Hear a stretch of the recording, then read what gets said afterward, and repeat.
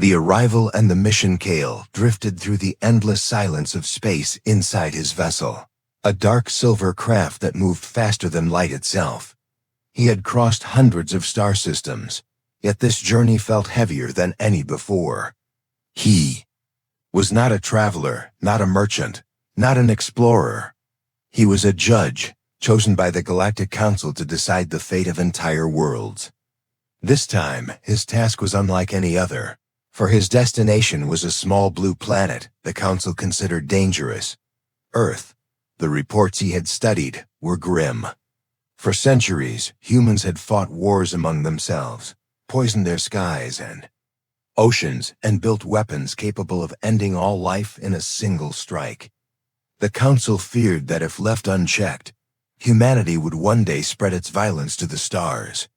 And so Kale was sent to watch them, to decide if their existence should continue, or if Earth should be erased in a wave of cleansing fire. Weight of that judgment pressed down on him like a mountain, but he carried it with the cold resolve expected of his kind. As his vessel slipped through the clouds and settled into a cloaked orbit above a human city, Kale studied the world below.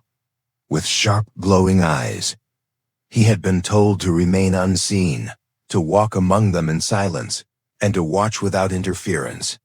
To him, this was no burden. It was what he had done for centuries on other planets, and his conclusions had always been swift. Civilizations that thrived on cruelty and destruction were marked for elimination, while those rare few who showed harmony were spared. Surely humans, with their endless conflicts, would prove simple to judge. Yet as Kale descended into the streets of the city in a hidden form, blending with the crowds, something about the world unsettled him. The air was noisy, filled with voices, laughter, arguments, and the rush of countless footsteps. Screens glowed with news of conflicts in far-off lands, images of chaos in flames. His first impression confirmed everything he had read. These humans were reckless, selfish, and blind to the damage they caused to their own world. Already, in his mind, the balance tilted toward destruction. But then, as he turned a corner and moved deeper into the heart of the city, Kale saw a scene that made him pause. An old man dropped his bag of fruit, and before Kale could even think, a young boy rushed forward to help, picking up every piece and returning them with a smile. The old man placed a hand on the boy's shoulder, and Kale saw gratitude shining in his tired eyes. It was a small thing, barely a flicker of kindness in the noise of the city, yet it lingered in Kale's mind far longer than it should have. Kale reminded himself of his mission. He was here to witness, not to feel. Still, as the night grew darker and the city lights burned brighter, he could not shake the unease in his chest. Earth was supposed to be a world already doomed, a planet of endless cruelty. Yet in that single moment, he had seen something else, something the Council had not spoken of. He told himself it meant nothing. But deep inside, Kale knew that this judgment would not be as simple as the others. The first impressions. Kale moved quietly through the crowded streets, his appearance disguised so that no one would notice his presence. From every direction, the noise of human life rushed at him, the rumble of vehicles, the constant chatter, the voices of merchants calling to sell their goods, the laughter of children, the anger of men arguing in the open air. He watched carefully, noting how quickly their emotions changed, rising and falling like waves against a shore. One moment they laughed and embraced. The next they shouted in rage over small matters that seemed to mean nothing at all. To Kale, this chaos looked like proof that the Council had been right to fear these beings. For how could a species so divided ever hope to survive in harmony? He found himself standing before a large screen that hovered above the street, showing images of conflict in a faraway land. Flames devoured buildings, smoke rose high into the air, and human voices cried out in panic. Soldiers marched with weapons in hand, their faces hard with anger and fear. The people watching shook their Heads muttered about the cruelty of war, yet few turned away. Kale felt the cold certainty returning to his heart. This world did not need to spread beyond its sky. It would only bring fire to the galaxy. And yet as he continued to observe, he began to notice small things that unsettled the judgment already forming in his mind. At a corner he saw a woman kneel beside a stray animal, offering her last piece of bread to feed the trembling creature. In the market he saw a poor man drop his coins, only for a stranger to chase after him and return them with no expectation of reward. These moments were quiet, almost hidden, but Kale's sharp senses caught every detail. They felt out of place in a world so full of destruction, and though he tried to dismiss them as rare exceptions, he could not erase the memory of them from his thoughts. Night fell across the city, and lights flickered on, brightening the streets with colors both soft and fierce. Kale walked among the crowds, hearing fragments of conversations. He heard anger and bitterness, but he also heard laughter, love, and dreams. A young couple spoke about their future, wishing for a small house and children of their own. A group of friends argued loudly about a game, their voices rising, yet breaking suddenly into laughter as if the anger had never been real. In each passing moment, Kale found himself struggling to decide whether these humans were creatures of endless violence, or if something more lived within them. When he stopped to watch the entrance of a hospital, he saw people rushing in to visit. The sick, carrying flowers and food, their faces heavy with worry, but their arms filled with care.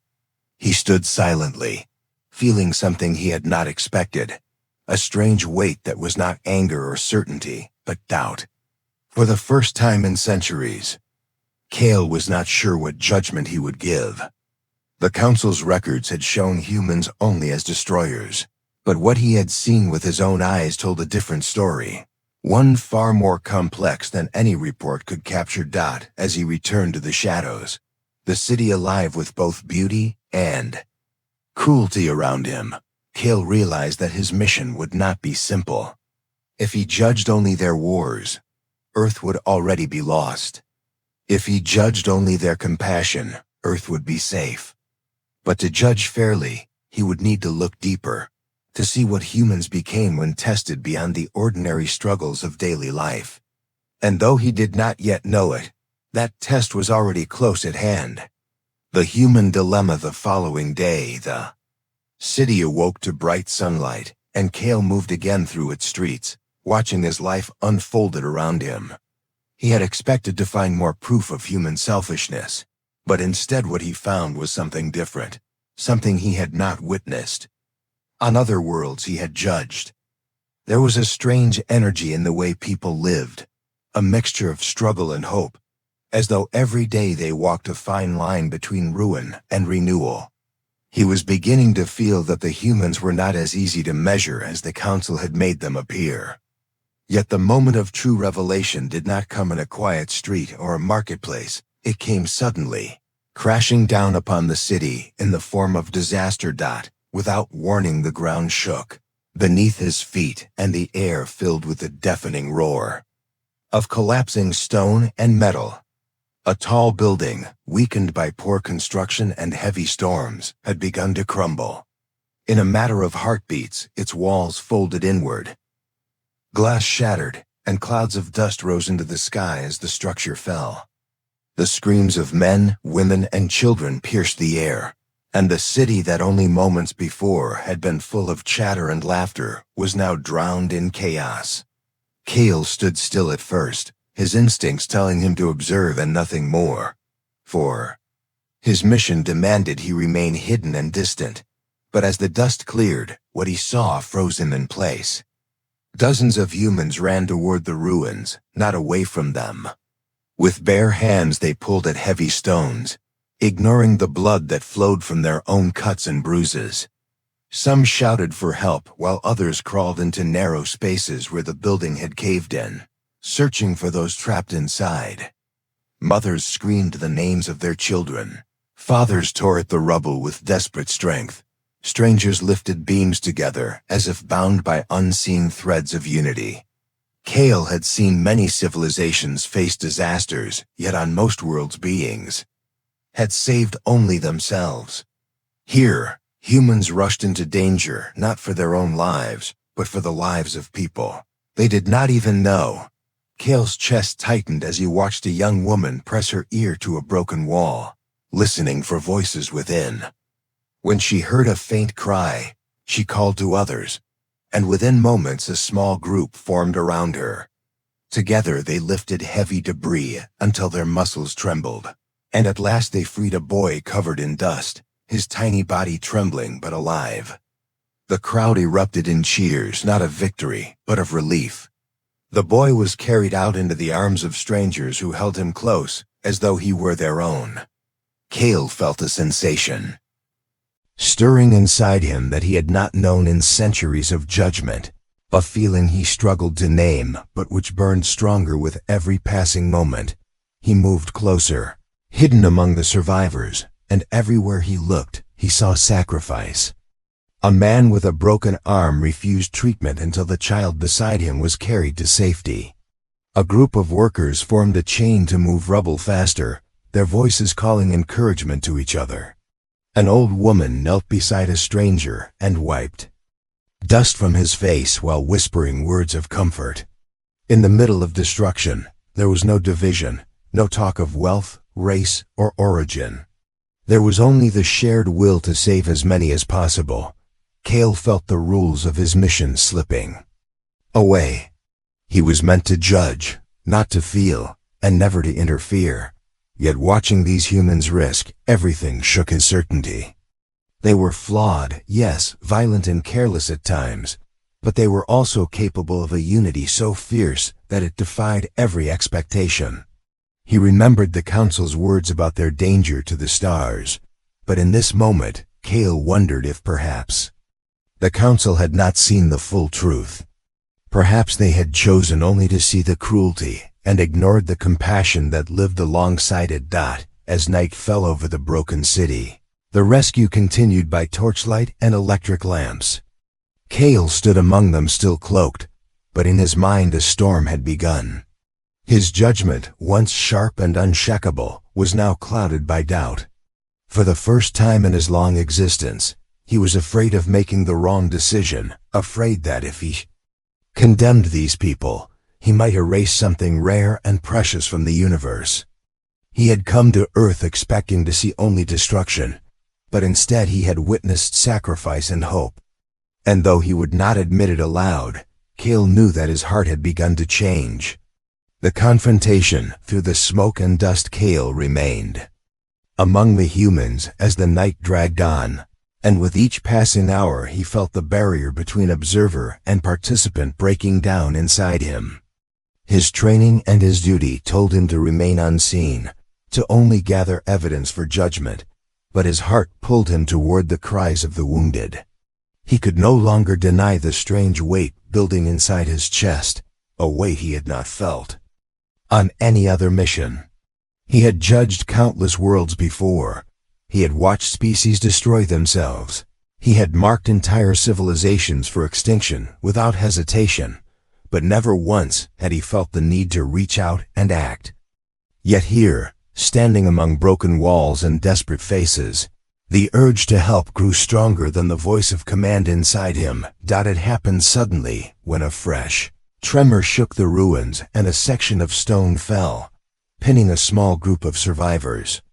Under its crushing weight, the rescuers screamed for help, pulling at the heavy blocks with their bare hands, but it was far beyond their strength. Kale stepped forward without thinking. For the first time he let the cloak of disguise fall, and his tall figure with eyes that glowed faintly in the dark stood revealed among the dust and rubble. The humans around him froze in shock, their mouths open and their bodies stiff with fear, but before they could run, a single voice cut through the silence. A young man, his face streaked with blood and dust, looked straight at Kale and whispered words so simple, yet so powerful, that they pierced the judge's soul. He said only, "Help us." Those words carried no fear, no anger, only a plea for aid. Kale felt them sink into him deeper than any command the council had ever given. He stepped forward and raised his hands. From his palms came waves of energy, shimmering like liquid light, wrapping around the broken stones. Slowly, with the strength of his ancient technology, he lifted the rubble and cast it aside. Gasps filled the air as trapped survivors were pulled free, their eyes wide with disbelief, their cries of pain replaced by cries of relief. Kale knelt beside a child whose leg was broken, and with a single touch released a field of healing light, knitting the bone back together in moments. The crowd around him did not flee. They did not attack. Instead they gathered closer, some reaching out to him not with weapons, but with trembling hands of gratitude. Kale felt something within him break and rebuild at the same time. For centuries he had believed his role was above feeling, above compassion. But as he met the eyes of the people he had saved, he realized that judgment without compassion was nothing but blindness. These humans, fragile as they were, carried a strength he had not seen in all the galaxy, a strength not of power or weapons, but of heart. Even as the dust burned their lungs and blood covered their skin, they did not abandon each other. They clung to hope and to each other with a determination that defied despair. He continued to work beside them, using his energy to lift beams, to stabilize walls, to heal the worst of the wounds. The humans followed his lead without question, shouting directions, forming chains, carrying the rescued into the safety of the open street. In those hours, Kale was no longer the judge from the stars. He was one of them, a stranger who had become a brother in their struggle for survival.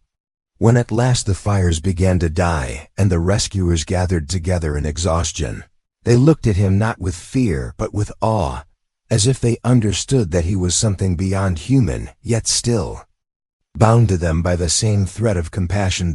As Kale stood in the flickering glow of emergency lights, he knew he had crossed a line from which there was no return. The council would not forgive such interference. They would call him compromised, perhaps even condemn him. But none of that mattered anymore. What he had witnessed and what he had felt tonight had changed him. He had come to Earth to judge, but now he understood that judgment alone was not enough. These humans deserve not only to live, but to be seen for what they truly were. A species balanced on the edge of destruction, yet also filled with an endless capacity for love, courage, and sacrifice. For the first time in his long life, Kale felt certain of something not given to him by orders or records. He felt certain of his own choice. And though the council waited far away in the depths of the galaxy for his verdict, he already knew what answer he would give. The final judgment. When the first light of morning touched the ruined city, Kale stood at the edge of the rubble, his cloak once more drawn around him, but his heart too restless to remain hidden. He looked upon the people moving slowly among the ruins, their clothes torn, their faces streaked with dust, their voices hoarse from a night without rest. Yet there was no surrender in their eyes. They carried the injured to safety, shared food and water, and even offered smiles through their exhaustion. Children clung to the arms of strangers who had saved them, and strangers held them as though they were their own. It was in these quiet moments after the storm that Kale saw the full truth of humanity, not in their wars, not in their greed, but in their will to rise again even when everything had fallen apart. Kale lifted his gaze to the sky where his vessel remained cloaked beyond sight, and he knew it was time to send his report. The council would be waiting, their minds cold and expectant, certain that Earth would be condemned. For a long moment he stood between two choices, the path of obedience that demanded destruction, and the path of truth that demanded defiance. He closed his eyes and felt the weight of the decision. Then with calm resolve, he reached into the link that connected him to the stars, and spoke the words that would decide the fate of the world. He told the council that Earth was not to be destroyed, that humanity was far from perfect, but carried Within them a force greater than their violence, a force of compassion and courage that he had never seen on any other world. He spoke of the night when disaster struck and humans risked their lives for strangers, of the moments when kindness bloomed even in the darkest corners of the city, of the laughter and hope that shone beside anger and pain. He said that this mixture, this constant struggle between light and shadow, made them more than dangerous. It made them alive in a way no other species could match. His words echoed through the link, and he felt the silence of the council as they listened. A silence heavy with disbelief. At last their voices came, sharp and cold, questioning his judgment, accusing him of being swayed, of breaking the law, of non-interference. They demanded evidence beyond words, proof beyond stories. Kale did not falter. He told them that proof could not be measured in numbers or data, that sometimes the truth could only be seen by standing among those who suffered and watching how they faced the darkness. He told them that if the galaxy sought only perfect civilizations, then it would be empty, but if it valued the spark of hope, then Earth was a treasure beyond measure. The council remained silent for a long time, and Kale knew they might punish him. They might strip him of his place as a judge. But he felt no fear. His choice had already been made, and it was one he would not regret. Slowly he ended the link and turned back to the city. The humans were still working, still living, still moving forward. And though none of them knew who he truly was, Kale felt a bond with them stronger than any duty to the council. As the sun climbed higher, Kale prepared his vessel to leave. The people would never know the danger that had hung over them, the silent trial that had nearly ended their world, but that no longer mattered. What mattered was that they had been given another chance, and Kale believed with all his heart that they would use it to grow. He looked down one final time upon the city, upon the people who had changed him, and whispered words that only the wind could carry. He said that they were not just worth saving, they were worth believing in. With that, the silver vessel rose into the sky, vanishing into the deep blue above. The humans below continued their work, unaware of the judge who had walked among them, unaware of the fate they had escaped.